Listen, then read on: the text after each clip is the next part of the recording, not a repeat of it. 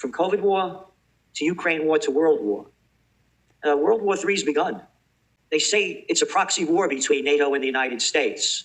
It's not a proxy war, they're at war. The United States has sent in over $100 billion of aid and weapons to Ukraine since this broke out. This is a country in the United States where 63% of the people are living paycheck to paycheck.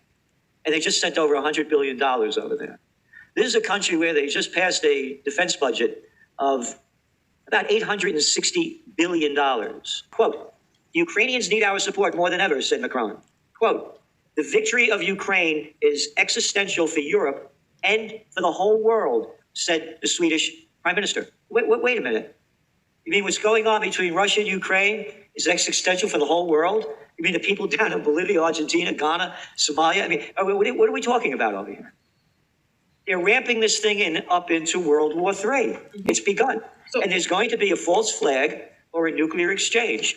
NATO chief says sending more weapons to Ukraine, you can't make this up, is the quickest path to peace. Quote, it may sound like a paradox, but military support for Ukraine is the fastest way to peace, said Jens Stoltenberg, the guy that runs the NATO. Well, where am I, 6 years old? Who are you talking to? More weapons of death are going to bring us to peace? So this is serious what's going on. And that's my greatest concern. This war keeps ramping up. You know, it's the beginning of the end. Russia highly criticized, obviously, Zelensky's visit to Washington, saying that it showed that neither the U.S. or Ukraine wants peace. Do you agree with that statement? And where do we go from here? How much longer does this play out? Well, that's what I'm saying. You know, they say the United States said, we quoted, and the guy, you know, Ned Price, one after another, saying that the guy Sullivan, that this is not a time for peace. This is not a time to talk. Oh, by the way, you were mentioning about celebrating the Epiphany. Yeah. What is it? The birth of Christ? You know, the Prince of Peace. Oh, no, we're not going to talk about that. We're not going to talk about the Prince of Peace. Hey, how did Christmas sales do? You know, I mean, can't you see where this is going? Again, you know, as I said, there's going to be a false flag or a nuclear exchange to make this official. World War II began when the Japanese bombed Pearl Harbor. You go back to July 1941. You know what happened? Japan had the nerve to go into French Indochina. And Franklin Delano Roosevelt took all the assets of Japan that they had in the United States because they went in there because they were going to go into China. So they took over French Indochina. And they cut off all the oil supplies 88% of the oil supplies going into Japan. And Japan needs 100% of the oil.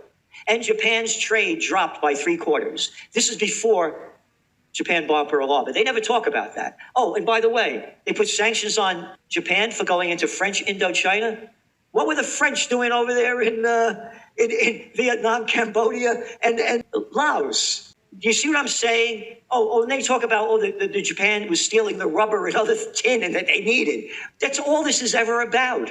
So what I'm saying to you is that on the economic front, we are in a very dangerous position here.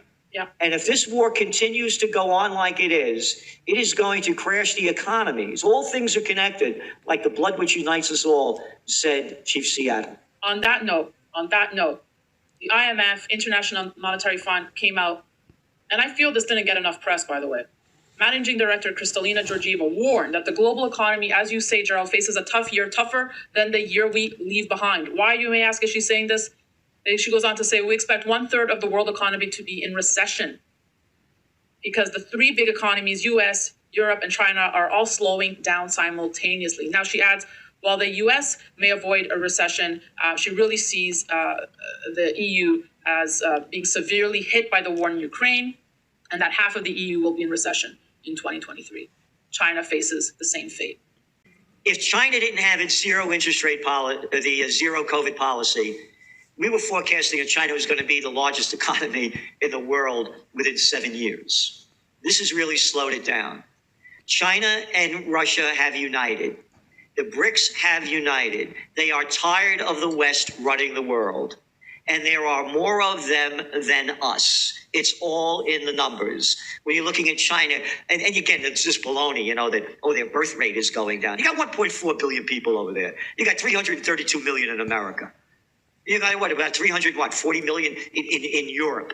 It's all about the numbers. So when you start putting all the bricks in, and then you start bringing in the other countries, Indonesia and on and on and on. No, the future is going in that direction. But the U.S. is because here's the deal: the business of China is business. The road initiative, build what they've done. The business of America is war.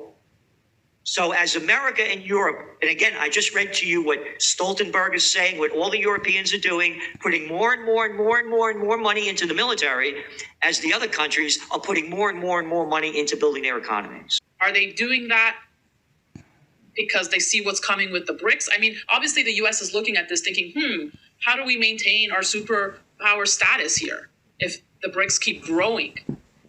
And that's what I'm saying. When all else fails, they take you to war. I talked about what Roosevelt did in 1941.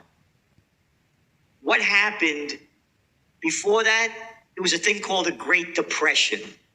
When all else fails, they take you to war. Go back to the dot-com bust. Again, in our Trends Journal magazine, October 1999, the headline, dot-com bust. Busted in March of 2000. Oh, you mean the day before 9/11, the NASDAQ was only down 66%? 9/11 happens, all forgotten. We'll create a new fake thing. We'll have a fake real estate market, a derivatives thing. We'll make up anything we can. So that's what we're saying. The United States isn't about the bottom line. The United States way out is with war. I mean, look, you can't make this stuff up. Look at the guy that's plays the United States Secretary of Defense, Lloyd Austin. What was he? Oh, he was a general. No, after he became a general, you mean he sat on the board of directors of Raytheon, the second largest defense contractor in the United States? Oh, by the way, look at their stocks since this has gone up. Lockheed Martin, Raytheon, all the defense contractors, boom, boom, boom. So that's where the United States is going. China and the BRICS are going in another direction. And then going back to gold.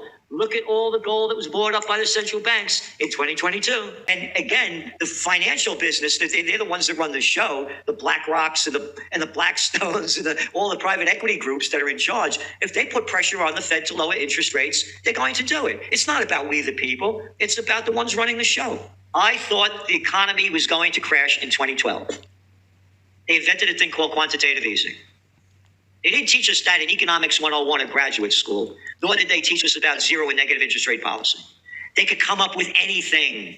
What happened when the Prince of Peace drove the money changers out of the temple?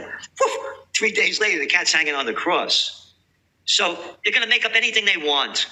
They're the money people are in charge. Anybody that thinks they have a government of we the people is still being taught in kindergarten to K-12 and graduate school. That's who's in control of the government.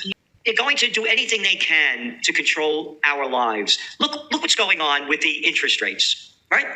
What's the inflation rate? Oh, is it 10.7%? You're still deep in negative territory. So in the United States, what do you have? You have inflation rate, it's what, 7.1? And you have what, a 4.5, 5? You're still in negative territory. So here's what they're going to do. This is going to be the year we believe that we're going to start seeing going from dirty cash to digital trash. They're going to make up something new. And that's the way they're going to get out of this thing. Look at the United States, just passed, what, a $1.7 trillion budget when you have a $30.1 trillion deficit? They're going to make something up. Here, the Russians just hacked our banking system. You can't get your money out. But don't worry about it. We're coming up with a new currency. They'll make up anything. Oh, going back to, I said, when all else fails, they take you to war. The guy that was the president, FDR. Oh, that's the guy. You don't own gold anymore. Bring your gold into us, or else you go to jail. They'll make up anything. And I believe this is going to be the year where there's going to be a big push toward a digital currency. So and that's the way the Fed's going to get us. That's the way we see it happening. And it's going to go like that, like that, like that. And we're doing this to protect you so we can know every penny that you spent, where you spent it, what you spent it on, so we can get the tax money because we're politicians and we don't work a day in our lives and we need your money and all the little clowns that we call public servants that work for us that do what we tell them to do so we can keep them paid so we get all your money. That's where this thing is going. And I say to people, if you're keeping money in the bank, why are you keeping it there? You got it? You don't have a clue what's going on. And neither do the American people. Because if they knew what was going on, there'd be a revolution in this country. But what I'm saying is the whole game is rigged.